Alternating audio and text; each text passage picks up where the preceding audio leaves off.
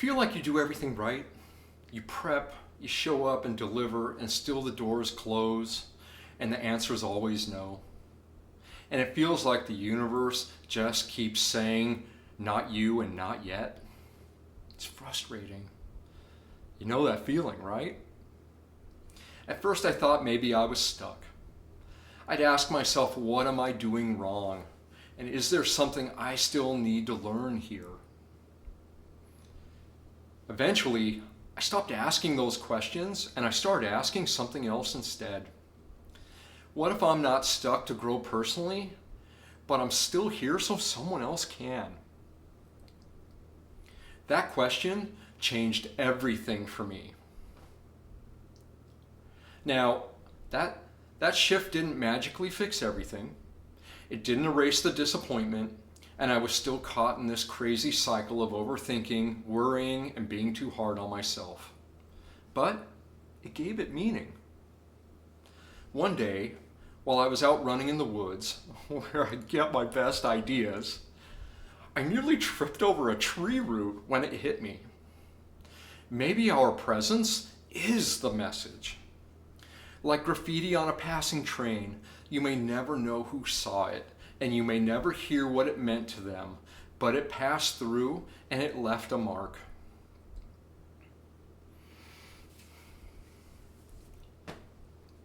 So I stepped back and started looking closer at the spaces I moved through and the quiet ways we shape the world around us without anyone ever noticing.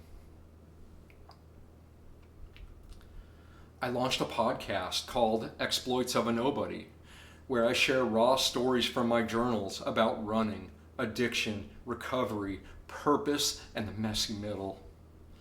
I share them hoping someone out there sees a piece of themselves in mine and finds the courage to keep going. People are downloading the episodes, including my mom. She always tells me she's proud. But mostly, silence. No comments, no feedback. I know they're listening. I see the downloads. But that silence? Just because no one responds doesn't mean it didn't land. So I keep sharing because I have to believe someone's out there quietly nodding along, hearing something they needed, but they didn't yet know how to say themselves. I've spent my life speaking into spaces just like this one. Rooms where everyone waits for someone else to speak up, afraid to be wrong, afraid of hearing no, afraid of being called out or saying the wrong thing.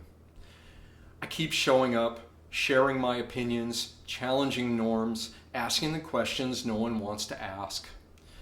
Because even in rooms where I thought no one noticed, someone always was. One time, I told a senior administrator at my institution that people were afraid to try new things and innovate. Afraid that they'd lose their jobs for asking hard questions, challenging norms of the institution, or just trying something different. And you know what happened? Months later, the phrase psychological safety showed up as a district-wide initiative. My name was never attached, and I'll never know if it helped someone speak up. But the idea moved, and that was enough. And that stuck with me, because even in rooms where I thought no one noticed, someone always was. Over time, I've realized this is what silent influence looks like. You may never get credit, and you may never hear from the people you helped, but your presence and your persistence, they leave a mark. Now, this talk is about that tension, about the ego that wants to be seen and the soul that keeps showing up even when the ego is ignored. It's like your graffiti on a passing train. You might never know who saw it, but trust me, someone will. Some will admire it, some will ignore it, and some will downright hate it. But a few will see it and think, what if? And that's enough. And maybe, just maybe, your presence made a room for someone else to grow. This talk is for anyone who's ever felt invisible, who's been showing up, doing the work in silence, and wondering if it matters. It does.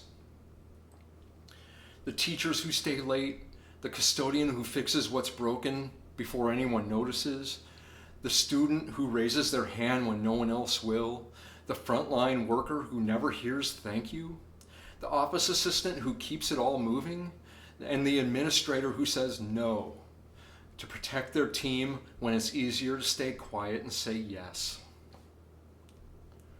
It's for anyone who's ever wondered if their quiet effort even matters. It does. You're not stuck. You might be the reason someone else finds their way.